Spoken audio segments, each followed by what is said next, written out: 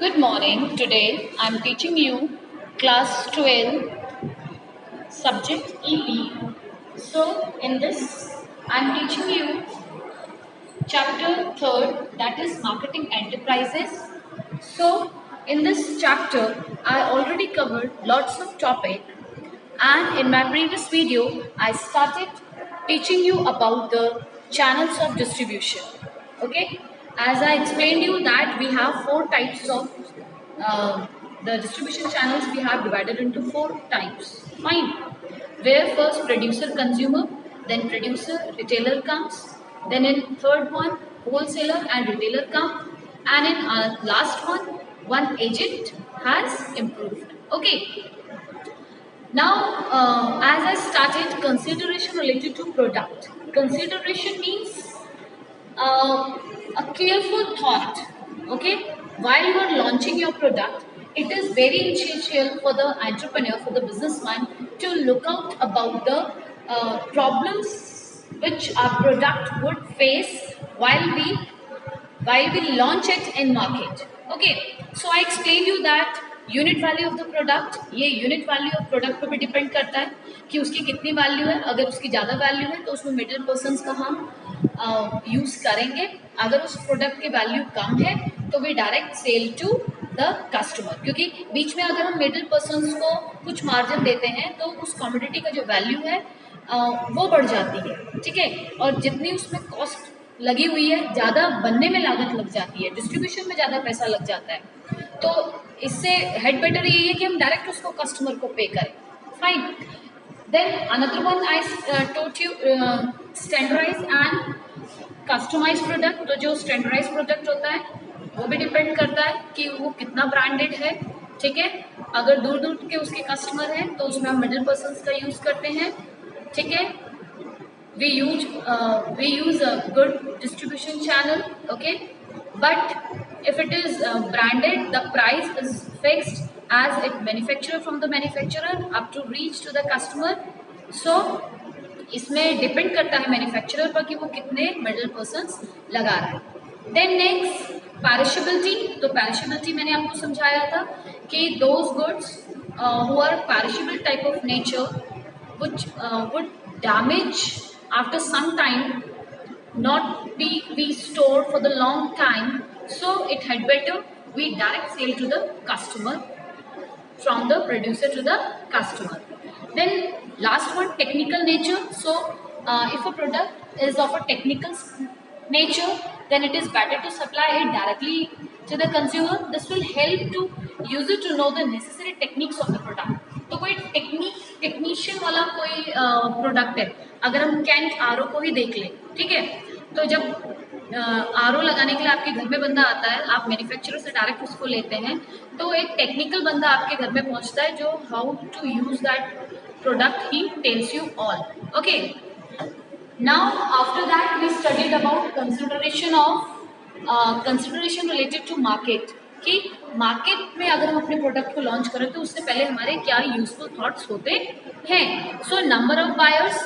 ठीक है, अगर हमारे बायर्स ज़्यादा हैं, then if the number of buyer is larger, then it is better to take service of the middle man.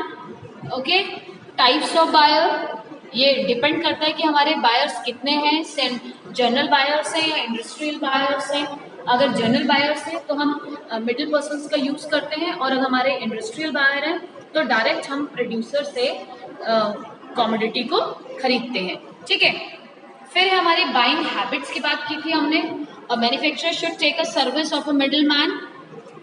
ठीक है, एक मिडिल मैन का वो यूज़ करता है, क्योंकि ये हैबिट पे भी डिपेंड करता है. ठीक है, अब कुछ जो कस्टमर ऐसे होते हैं जो एट अ टाइम पेमेंट कर देते हैं, तो उस कंडीशन में तो ठीक है. अदरवाइज अगर कस्टमर क्रेडिट में आपका सामान लेता है तो ये भी डिपेंड करता है कि आप उस कमोडिटी को क्रेडिट में देंगे या नहीं देंगे, उतनी लागत पे वो बनता है या नहीं बनता है. ठीक है, अनदर बाइंग क्वालिटी पे भी डिपेंड करता है कि जो मैन्युफैक्चरर है is useful for the manufacturer to rely on the service of middle man if the goods are bought in smaller quantity. ठीक है, अगर बहुत कम क्वांटिटी में वो गुड्स सेल हो रहा है तो उस कंडीशन में भी जो हमारा मिडिल पर्सन की जो सर्विस है उसको मैन्युफैक्चरर लेता है या नहीं लेता. अगर बहुत ज़्यादा मात्रा में क्वांटिटी सेल हो रहा है तो उस कंडीशन में तो वो मिडिल पर्सन का यूज करे, अगर कम क्वांटिटी में सेल हो रहा है तो it had better you direct sell to the customer, ठीक है।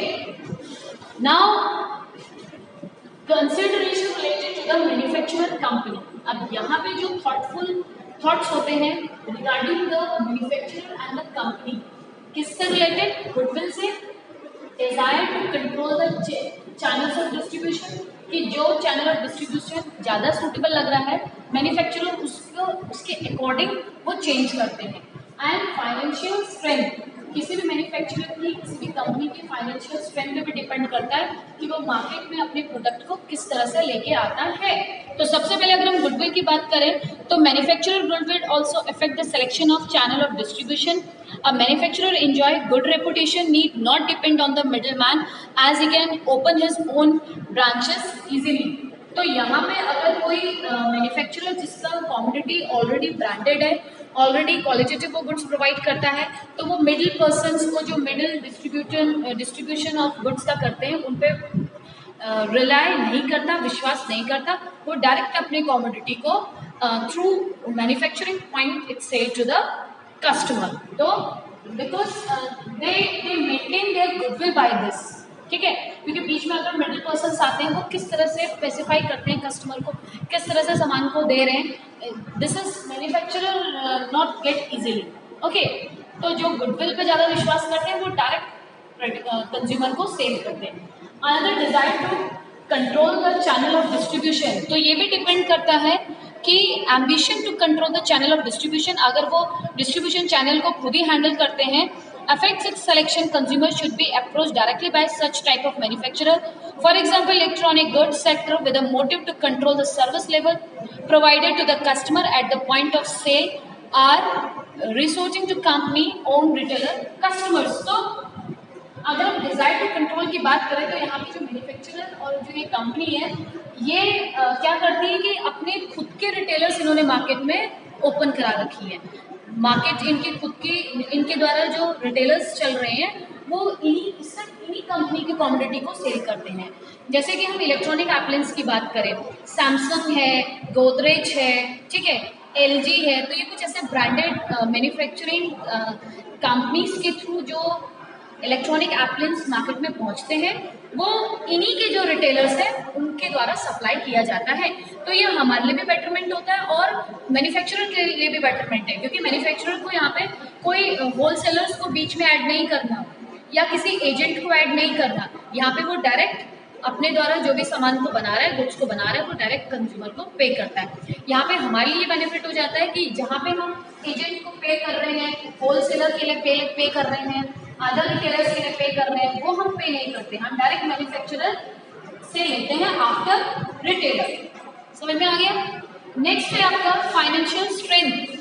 सो a company which has a strong financial base can involve its own channel. On the other hand, financial weak companies would have to depend upon middlemen। तो ये financial strength पे भी depend करता है किसी भी कंपनी की, किसी भी मैन्युफैक्चरर की, because if they already have the good strength, they can easily advertise their brand, okay, because customer can reach up to them because of the good brand, because of the good qualitative goods they are selling। But here if the goodwill is not good, goodwill अच्छी नहीं है, qualitative नहीं है, नया नया कोई manufacturer market में आया, तो उस कंडीशन में वो मिडिल मैन का यूज करता है अपने कमोडिटी को कस्टमर तक पहुंचाने के लिए। Fine. Now another consideration related to government. अब अगर यहाँ पे बात करें तो consideration related to the government also affect the selection of channels of distribution. For example, only a licence holder can sell medicines in the market according to the law of the government। In this situation, the manufacturer of medicine should take care that the distribution of his product take place only through such middlemen who have the relevant license। तो यहाँ पे जो manufacturer company है वो companies अगर किसी commodity को cell कर रही है, उस कमोडिटी पे गवर्नमेंट का लाइसेंस होना जरूरी है, ऑथोराइज वो कमोडिटी होना चाहिए थ्रू द गवर्नमेंट। तो इस कंडीशन में the manufacturer would look out all those retailers who are valid in the market, who have the license to sell the commodity which the manufacturer made.